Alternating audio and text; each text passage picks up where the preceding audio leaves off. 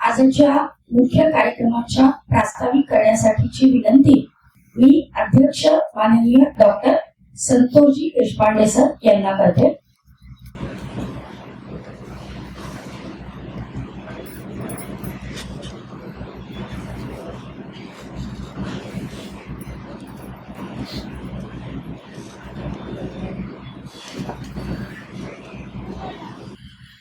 ओम नमः परशुहस्ताय नमः कोदंडधारिणे नमस्ते रुद्ररूपाय विष्णवे वेदमूर्तये.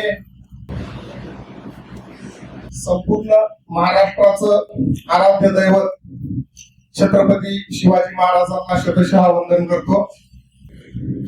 आज ज्यांची जयंती आहे त्या महात्मा बसवेश्वरांना त्रिवार वंदन करतो आणि राजेश्वर भगवान परशुराम यांच्या जन्मोत्सवाच्या निमित्तानं आज इथे उपस्थित असणाऱ्या आपणा सर्वांना देखील वंदन करतो.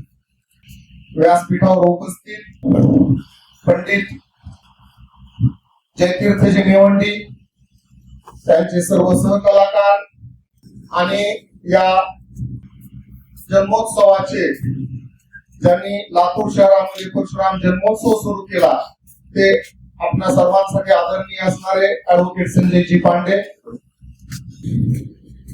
आज आपण सर्वजण ह्या वर्षीचा जो परशुराम जन्मोत्सव साजरा केला त्या परशुराम जन्मोत्सवाच्या शेवटच्या टप्प्यामध्ये एका विशेष कार्यक्रमाच्या निमित्तानं आपण सर्वजण एकत्र आलेलो आहोत. परशुराम जन्मोत्सव हा म्हणजे का आपण साजरा करतोय तर परशुराम जन्मोत्सव भगवान परशुराम हे विष्णूचे 6वे अवतार आहेत, ते चिरंजीव आहे. परशुरामांचा जन्मोत्सव सगळेच करतील, परंतु आपण जो जन्मोत्सव साजरा करतो त्यामध्ये एक व्यापक अशी धारणा आहे की हे एका विशिष्ट समाजाचं एकत्रीकरण आहे. आणि मला जेव्हा मी विचार करतो त्यावेळेस असं वाटतं की त्यात काही गैर देखील नाही. कारण जेव्हा आपण एकत्र कुटुंबात राहत असतो त्यावेळेस 4 वेगवेगळ्या भावंडांचे प्रश्न देखील वेगवेगळे असू शकतात आणि ते प्रश्न हे त्यांच्या स्तरावरती त्यांना सोडवायला लागतात. त्याच्यामुळे इतर कुठल्याही जातींचा विद्वेष न करता इतर सर्व समाजाशी सौहार्द ठेवून जर एखादा समाज एकत्र येत असेल आणि समाज विधायक कार्य करत असेल तर मला आपल्या सर्वांना सांगायचं. आज मी हे आवर्जून का सांगतोय तर मागच्या काही दिवसांमध्ये, मागच्या 8-15 दिवसांमध्ये जेव्हा ह्या संपूर्ण जन्मोत्सवाच्या तयारीच्या निमित्तानं आपण विविध ठिकाणी जातो त्यावेळेस असाही एक सूर ऐकायला येतो की असं ब्राह्मण समाजाचं वेगळं एकत्रीकरण असण्याची काही गरज आहे का. परंतु कसं आहे की आज ब्राह्मण समाजाचे देखील काही प्रश्न आहेत आणि त्या प्रश्नांसाठी जर ब्राह्मण समाज एकत्र येऊन जर काही विधायक कार्य करून जर त्यातून मार्ग काढत असेल तर आपण सर्वांनी ह्या प्रयत्नांना कशा प्रकारे शक्ती येईल याचा प्रयत्न केला पाहिजे. त्यामुळे मला या ठिकाणी आवर्जून सांगायचे की परशुराम जयंती एकत्रीकरण हे एक द्वेष विरहित समाज कार्य आहे. परशुराम जन्मोत्सवाच्या निमित्तानं आपण मागील 13 वर्षांपासून या शहरामध्ये परशुराम जन्मोत्सव साजरा करतो आणि हे करत असताना मला या ठिकाणी अत्यंत आनंदानं एक गोष्ट सांगायची आहे की आपण मागील 13 वर्षांपासून अखंडपणे रक्तदान शिबिराचं आयोजन करतो आणि ह्या रक्तदान शिबिरामध्ये या वर्षीपर्यंत आपण जवळपास 877 बाटल्यांचं रक्तदान केलेलं होतं आणि आतापर्यंतच्या 13 वर्षांचा जो रेकॉर्ड असतो तो रेकॉर्ड मोडण्याचं काम या वर्षी आपण सगळ्यांनी केलंय आणि मला हे सांगताना अत्यंत आनंद होतोय की या वर्षी आपण 155 रक्त बाटल्यांचं रक्तदान केलं. या वर्षी काम करत असताना आपण एक नवीन संकल्पना देखील राबवण्याचा प्रयत्न केला कारण हा काळ जो आहे हा श्रमप्रतिष्ठेचा काळ आहे. येणारा काळ समाजाची लोकसंख्या वाढत चाललेली आहे, नोकऱ्यांचं प्रमाण कमी होत चाललेलं आहे आणि ह्या सर्व काळामध्ये श्रमाला प्रतिष्ठा येण्याची गरज आहे आणि ह्या श्रमाला प्रतिष्ठा मिळवून देण्याच्या उद्देशाने यावर्षी आपण एका गृह उद्योग प्रदर्शनीचं आयोजन केलं आणि या गृह उद्योग प्रदर्शनीला अभूतपूर्व असा प्रतिसाद मिळाला. बऱ्याच जणांच्या त्याच्यासाठी भावनिक प्रतिक्रिया देखील मिळाल्या. आज सकाळी आपण प्रत्यक्ष भगवान परशुरामाच्या तिथे मूर्तीवरती अभिषेक आणि परशुराम याग केला आणि परशुराम पार्क मध्ये असलेल्या परशुरामाच्या मूर्तीचं आपण सर्वांनी जाऊन दर्शन घेतलं आणि आता आपण सर्वजण त्या कार्यक्रमासाठी एकत्रित आलेलो आहोत. परशुराम जन्मोत्सवाच्या निमित्तानं मागील 13 वर्षात जसं आपण रक्तदान शिबिर तर केलंच, मला काही गोष्टींचा इथे विशेष उल्लेख करायचा.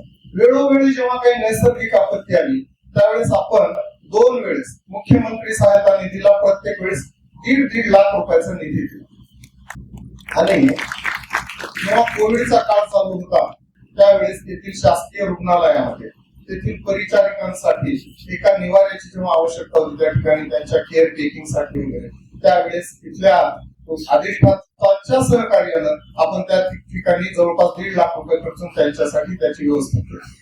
म्हणजे आपण जेव्हा काम करत आहोत त्यावेळेस असं काही नाहीये की आपण इतर सर्व व्यापक समाजाचा विचार करत नाही. पण मुख्य काय आहे तर ब्राह्मण समाजाचे देखील काही प्रश्न आहेत. बदलत्या काळामध्ये जेव्हा आपण अशी एक सुरवधूर धारणा आहे की कदाचित ब्राह्मण समाजासमोर काही प्रश्न, परंतु आम्ही जेव्हा वाटतोय पाहतोय त्यावेळेस असं लक्षात येते की ब्राह्मण समाजात देखील गरिबी आहे.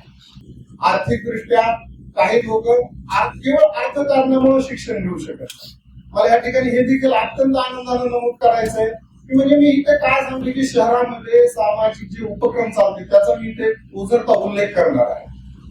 आपण विद्यावर्धिनी प्रतिष्ठानच्या माध्यमातून आपण शहरातील जे गरीब पालक आहेत जे त्यांच्या विद्यार्थ्यांना शिक्षण देण्यासाठी अर्थकारणामुळे त्यांना अडचण येते त्यांच्या व्यावसायिक शिक्षणासाठी आपण मागील 8 वर्षांपासून त्यांना आर्थिक मदत करत आहोत. त्याच्यानंतरचा विषय आहे आपल्या इथे सावरकर वसतिगृहाची उभारणी देखील चालू आहे. ऍडव्होकेट कालिदासरावजी देशपांडे समोर बसलेले आहेत, त्यांनी त्याच्यासाठी भरपूर प्रश्न केले, त्यांनी भरपूर प्रयत्न केलेले आहेत.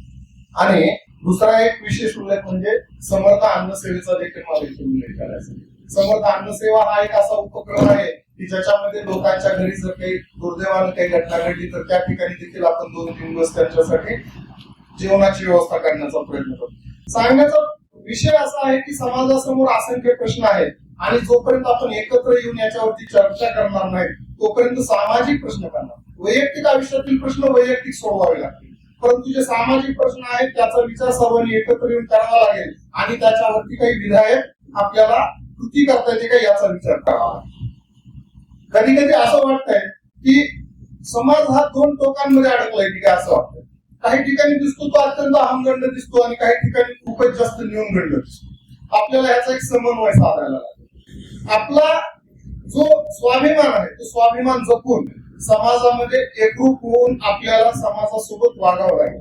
कारण असं देखील लक्षात येतं की एक विचारधारा विरोधात आहे परंतु समाज विरोधात नाही.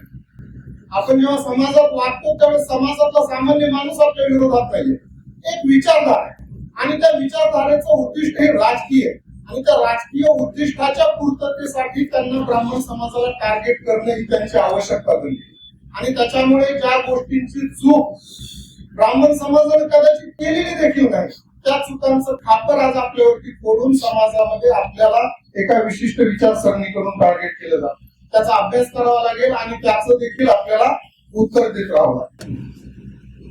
ब्राह्मणत्वाची व्याख्या बदलायला आपण जेव्हा कुठे समाज माध्यमांवरती बघतो त्यावेळेस ब्राह्मणवादचे आजादीचे. ब्राह्मणवाद म्हणजे काय तर ब्राह्मणवाद म्हणजे प्रामाणिकता, ब्राह्मणवाद म्हणजे कष्ट, ब्राह्मणवाद म्हणजे ज्ञानार्जन, ब्राह्मणवाद म्हणजे ज्ञानदान. ही व्याख्या आपल्याला समाजामध्ये रूढ करावी लागते. आणि जेव्हा ब्राह्मण एकत्र येतो त्यावेळेस सर्व समाजाचा एकत्रित विचार करतो, साकल्याने विचार करतो आणि या सामाजिक प्रश्नांसाठी उभं राहण्याचा प्रयत्न करतो. मला छोटीशी कविता एक आठवती, पाठ नाहीये पूर्ण, गदी माडगुळकरांची कविता आहे. एका तळ्यात होती बदके पिले सुरेख, होते कुरूप वेळे पिल्लू तयात एक, कोणी न घेई त्यास खेळावया संगे. खर तर पंडितजींसमोर मी काव्य वाचन करणं म्हणजे थोडीशी धारिष्ट्याचं गोष्ट आहे पण मी ते करतोय. सर्वाहुनी निराळे ते वेगळे तरंगे, दाऊनी बोट त्याला म्हणती हसून लोक, आहे कुरूप वेडे पिल्लू तयार. ह्या कवितेचं शेवटचं कडवं मी वाचणार आहे. एके दिनी परंतु पिल्लास त्या कळाले, भय वेळ पार त्याचे वाऱ्यास वे कळाले. पाण्यात पाहताना चोरून या क्षणैक, त्याचेच त्या कळाले तो राजहंसे. हे स्वरूप जाणून घ्यावं लागेल. तुम्ही कोण आहात, तुमची कार्यक्षमता काय आहे, तुम्ही काय करू शकता, स्वतःचं रूप जाणून घ्यावं लागेल. आणि आता राजहंस म्हणलं की कसं छान वाटतंय, परंतु राजहंस म्हणून घेणं हे सोपं नाही. राजहंस म्हणून घेत असताना त्याच्यासोबत एक मोठी जबाबदारी आहे की तो निरक्षीर विवेक असला पाहिजे. जे जे चांगलं आहे ते आम्हाला पाहिजे आणि जे जे वाईट आहे ते आम्ही सोडून देणार आहोत. हा निरक्षीर विवेक बाळगून समाजामध्ये राहावं, समाजासोबत राहावं आणि ह्या समाजाच्या उत्कर्षासाठी आपण सर्वांनी काम करावं. मला शेवटी थांबताना एक गोष्ट सांगायची. मी अभय बंगालचं एक पुस्तक वाचलं होतं, या जीवनाचे काय करावे, आणि त्या पुस्तकामध्ये त्यांनी एका ठिकाणी सामाजिक प्रयत्नांबद्दल बोलताना लिहिलेलं आहे की कुठलाही सामाजिक प्रयत्न हा छोटा नसतो. आणि म्हणत असताना त्यांनी काय म्हणलेले की दूर कुठल्या तरी एखाद्या टिंबकटू बेटावरती गुहेमध्ये जेव्हा एखादं फुलपाखरू पंख हलवतंय आणि त्याच्या पंख हलवण्यातून जे हवेचे स्पंदन निर्माण होते, त्या स्पंदनावरून ते भूतलावर येईपर्यंत त्याचं चक्रीवादळ तयार होत असतं. त्याच्यामुळे कुठलाही प्रयत्न छोटा नसतो. तर ह्या प्रयत्नांना आपण गती देऊया, एकत्र येऊया आणि एकत्र येऊन विधायक पद्धतीने समाजाच्या प्रश्नांवरती कार्य करूया. आपल्या सर्वांना मी परशुराम जन्मोत्सवाच्या शुभेच्छा देतो आणि आपली रजा घेतो. धन्यवाद.